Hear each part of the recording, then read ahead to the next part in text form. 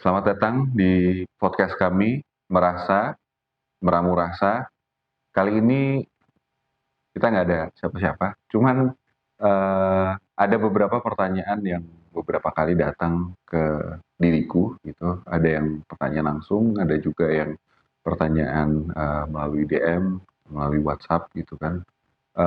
Tentang mungkin aku coba rangkum itu pertanyaan tentang perjalanan atau pengalaman atau nilai-nilai atau hal-hal yang apa ya, perlu dimiliki seorang, founder startup gitu kan, kurang lebih situlah, tapi kurang lebih ya tentang kepemimpinan.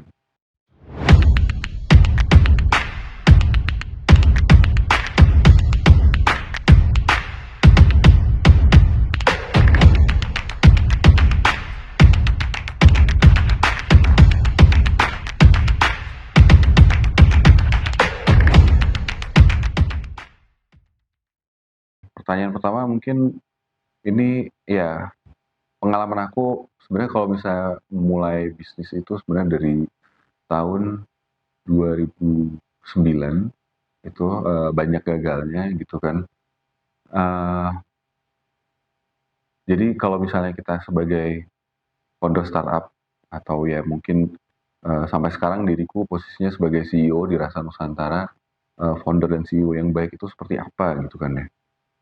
Mmm, Sebenarnya yang menurut aku baik dan benar itu, di ranah, kita sebagai founder startup itu nggak ada yang benar-benar hitam dan putih gitu, hampir semuanya sebenarnya abu-abu.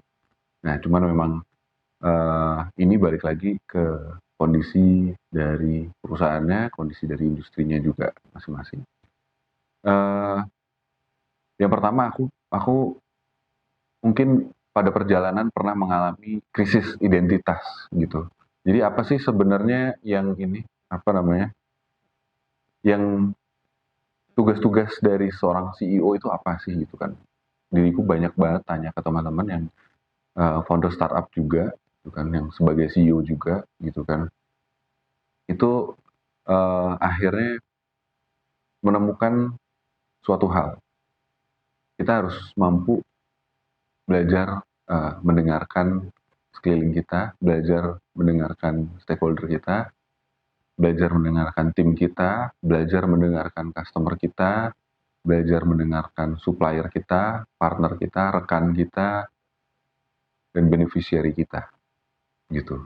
Nah, proses mendengar ini ternyata juga dalam perjalanan aku banyak belajar juga. Ada yang sifatnya mendengar, oke, ya mendengar hanya, yang sifatnya masuk aja ke telinga kita, habis itu kita juga, lupa gitu. Biasanya itu mungkin karena kita udah terlalu full sama apa yang ada di kepala kita udah ngerasa penuh, udah ngerasa cukup, gitu. Nah, yang kedua itu, eee, mendengar terhadap sesuatu, oh ya ini ada sebuah perbedaan nih, gitu kan. Jadi kita mulai mulai mau belajar sesuatu, memikirkan sesuatu, "Oh iya ya, ini sesuatu hal yang baru buat diriku." Nah, mendengarkan selanjutnya itu adalah mendengarkan sampai kita bisa, terasa emosinya. Jadi kita mendengarkan menggunakan sense diri kita dan kita merasakan apa yang dirasakan sama, eee, orang lain ini. Nah, selanjutnya kita, dalam mendengarkan itu sebenarnya kan terjadi komunikasi, nggak cuman hanya mendengarkan saja pada saat, sudah masuk ke, apa namanya, fase pendengaran tadi yang, sampai ke emosi gitu kan ya. Itu adalah mengajak secara nggak langsung, tapi fasenya lebih banyak mendengarkan, untuk akhirnya kita bisa mengundang teman kita ini, partner, rekan kita yang sedang kita dengarkan ini untuk bahwa yakin apa yang, diri kita rasakan ini dekat dengan apa yang dia rasakan dan akhirnya rekan kita ini mampu mengajak diri kita dan bahkan diri kita pun juga terajak untuk melakukan sesuatu. Nah ini yang nggak semua, eee, orang mungkin bisa memilikinya gitu. Skill yang pertama adalah mendengar. menurut aku.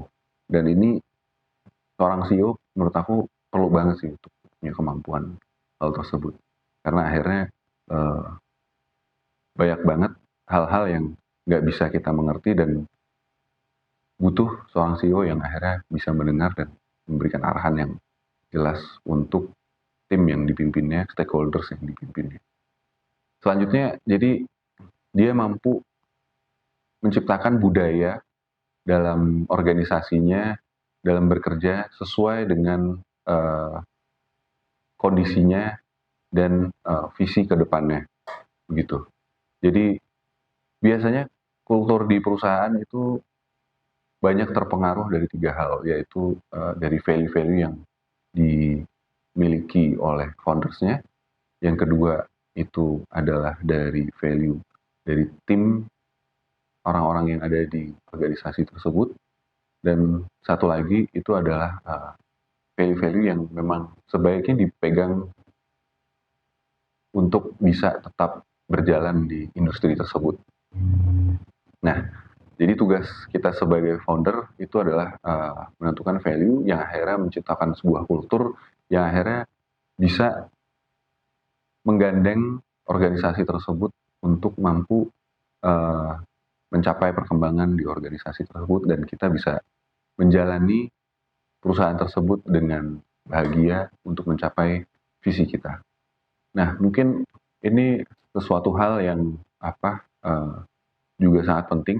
Itu adalah tadi dari mendengar dan menentukan culture dan akhirnya seorang founder itu butuh mengetahui visi arah kemana tujuan itu menuju gitu. Jadi kita perlu perlu tahu nih apa visi dari perusahaan tersebut.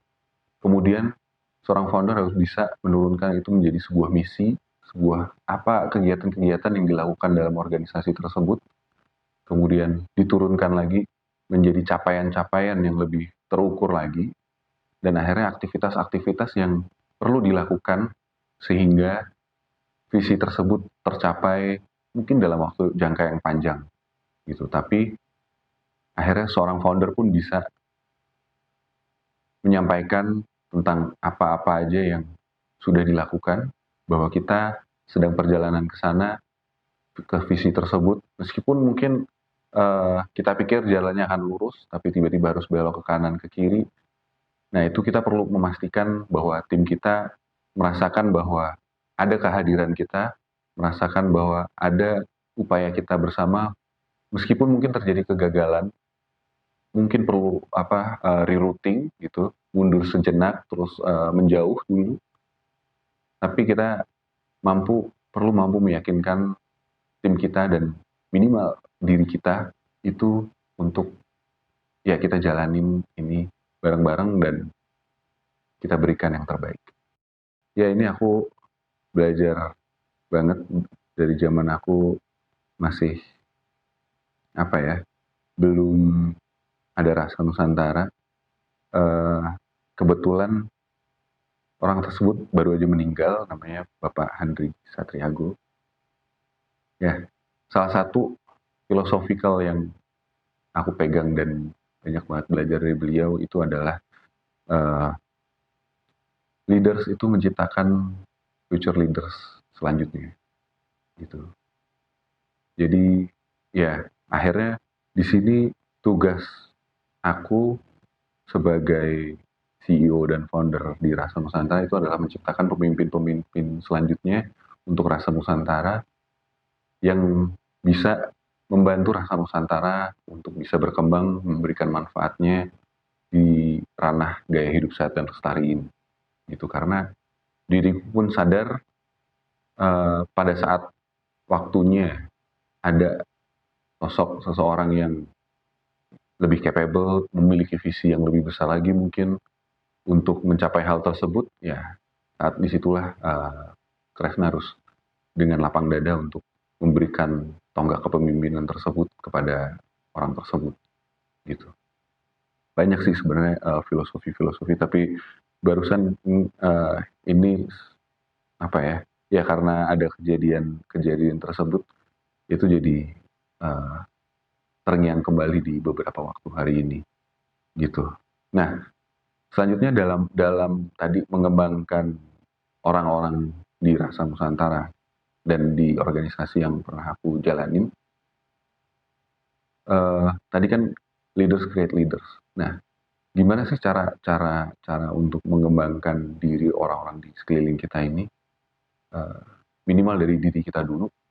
Itu aku punya filosofi bahwa ya besi itu ditempa oleh sesama besi dan besi tersebut harus panas, harus terjadi apa namanya hantaman-hantaman terhadap besi tersebut sehingga besi tersebut bisa menjadi suatu bentuk yang bermanfaat gitu. Nah, manusia juga sama, manusia dibentuk oleh manusia.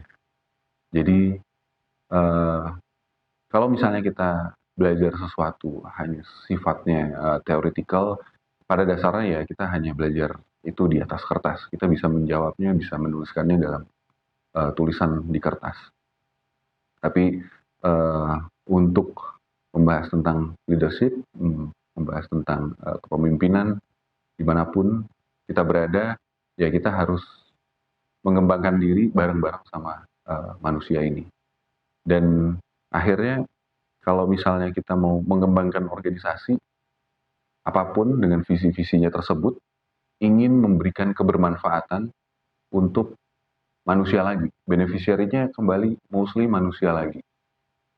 Beneficiary-nya ya oke lah, lingkungan juga begitu kan. Karena akhirnya manusia nggak bisa lepas dari lingkungannya, uh, ekosistemnya. Nah, jadinya kita perlu lagi nih untuk tadi mengembangkan dampak yang lebih baik lagi, kita perlu mengembangkan manusia di organisasi tersebut. Tapi manusia siapa dulu yang paling perlu dikembangkan? Itu adalah diri kita sendiri. Kalau misalnya kita nggak mengembangkan diri kita sendiri, nggak mencoba merefleksikan diri pada saat ingin mengembangkan organisasi tersebut, melihat diri kita itu seperti apa sehingga organisasi tersebut seperti apa, akhirnya kita nggak akan bisa mengembangkan tim kita. Kita nggak akan bisa ngembangin rekan kita lagi. Bahkan mungkin kita nggak bisa mengembangkan uh, atasan kita gitu. Karena pada akhirnya ya manusia dibentuk oleh sama manusia itu sendiri. Begitu. That's why di Rasa Nusantara kita pun sangat-sangat menghargai yang namanya vulnerability. Karena pada dasarnya kalau misalnya kita tidak mengerti apa yang uh, tim kita temui, tim kita rasakan, kegagalan-kegagalan tersebut, kita nggak bisa ngebantunya. Dan kalau misalnya kita sebagai senior atau user tidak vulnerable juga terhadap uh, tim kita pun tidak bisa membantu kita begitu. Jadi di sini perlu kedua belah pihak untuk akhirnya kita saling mendengarkan, saling terbuka untuk akhirnya kita bisa mau berkembang bareng bersama untuk memberikan dampak yang lebih baik lagi. Bagaimana menghadapi tantangan-tantangan ya. Oke, nah yang pertama ya aku nggak tahu mungkin aku terdidik sebagai orang yang belajar sains banget, jadi segala sesuatu yang ada di alam ini menurut aku diterjemahkan dan bisa dibaca dalam rumus-rumus matematika. Dari matematika itu kita turunin jadi sebuah hukum-hukum di fisika, dari fisika itu akhirnya kita belajar tentang kimia, dari kimia akhirnya tentang biologi. Nah, biologi ini mempengaruhi sistem-sistem yang ada di tubuh manusia. Jadi hal yang pertama yang perlu kita miliki pada saat memiliki tantangan atau tidak memiliki tantangan itu harus memiliki kondisi tubuh yang sehat.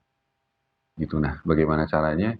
Ya, minimal kita perlu memiliki gaya konsumsi yang cukup, gaya istirahat yang cukup, dan olahraga yang cukup.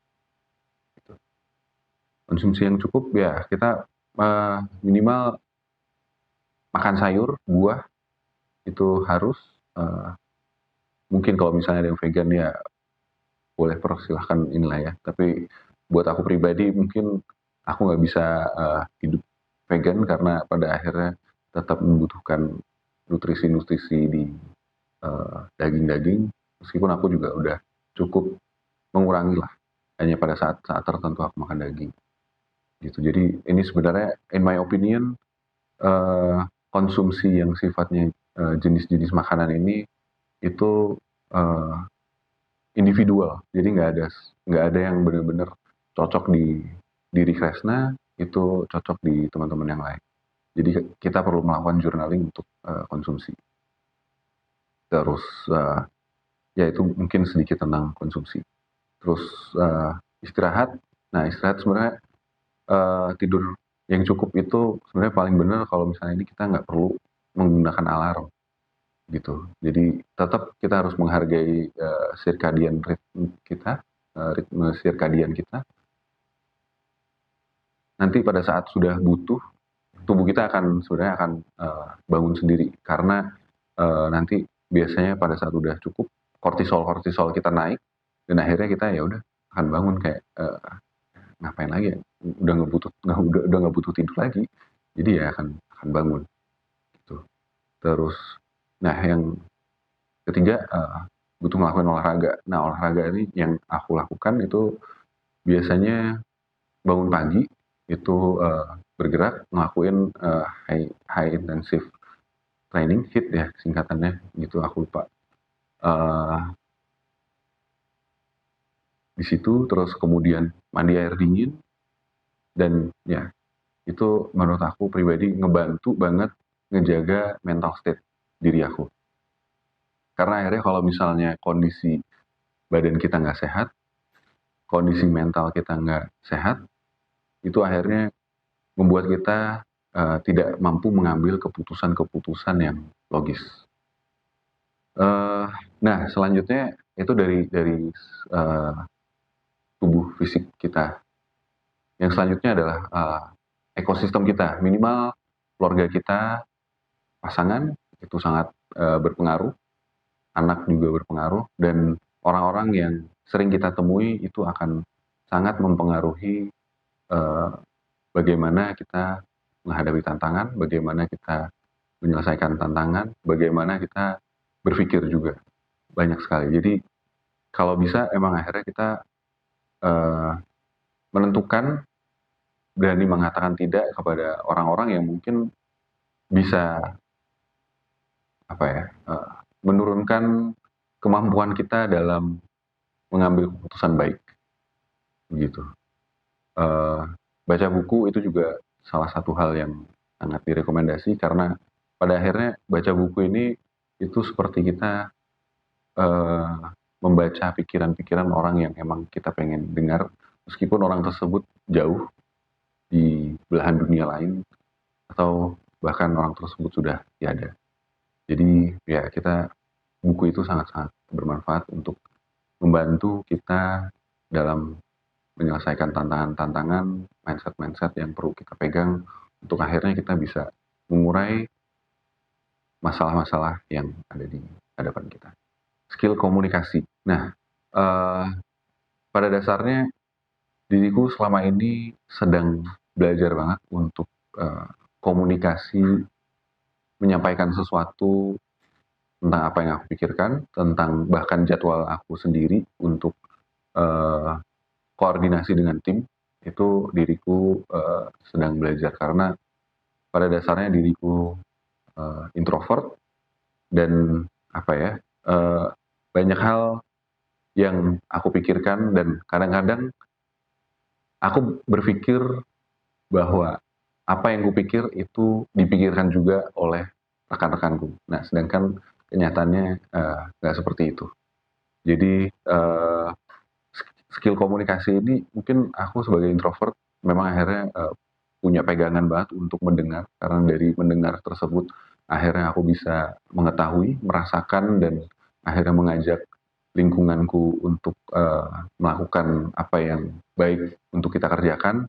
Nah, tapi diriku sendiri pun sedang sangat-sangat belajar untuk mengkomunikasikan apa yang ada di pikiran aku. ya ini sebenarnya podcast ini sebagai lahan diri aku dalam menyampaikan apa yang diriku pikirkan.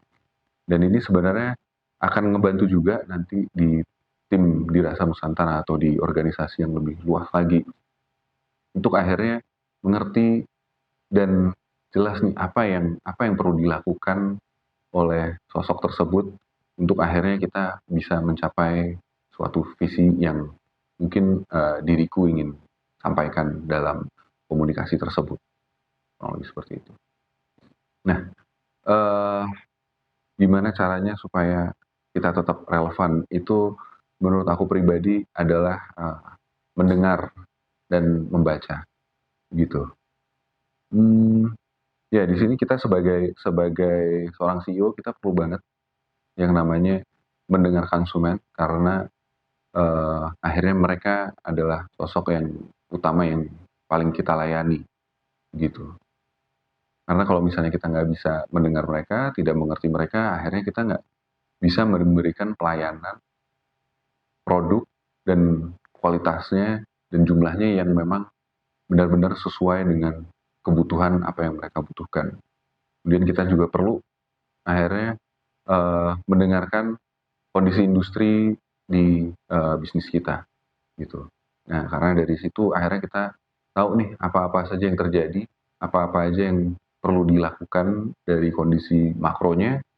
Kemudian akhirnya kita perlu mendengarkan di kondisi di tim kita, di internal kita, di organisasi kita.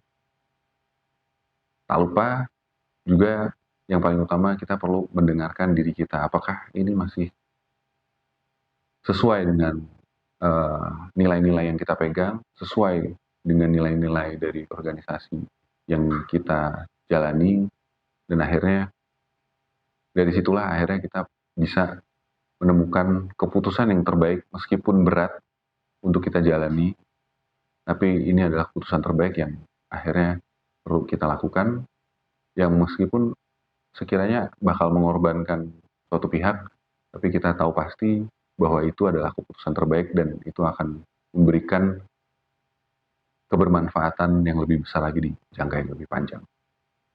Kesalahan umum dari para founder ya, menurut aku pribadi banyak founder-founder yang jarang mau turun ke lapangan dan ya disitulah akhirnya banyak founder-founder yang mengalami kegagalan karena akhirnya mereka tidak benar-benar mengetahui bagaimana lapangan bekerja, bagaimana konsumen yang mereka inginkan, gitu kan. Terus ya di sini akhirnya terjadi gap antara apa yang dia pikirkan, apa yang dia rencanakan dengan kondisi lapangan, gitu.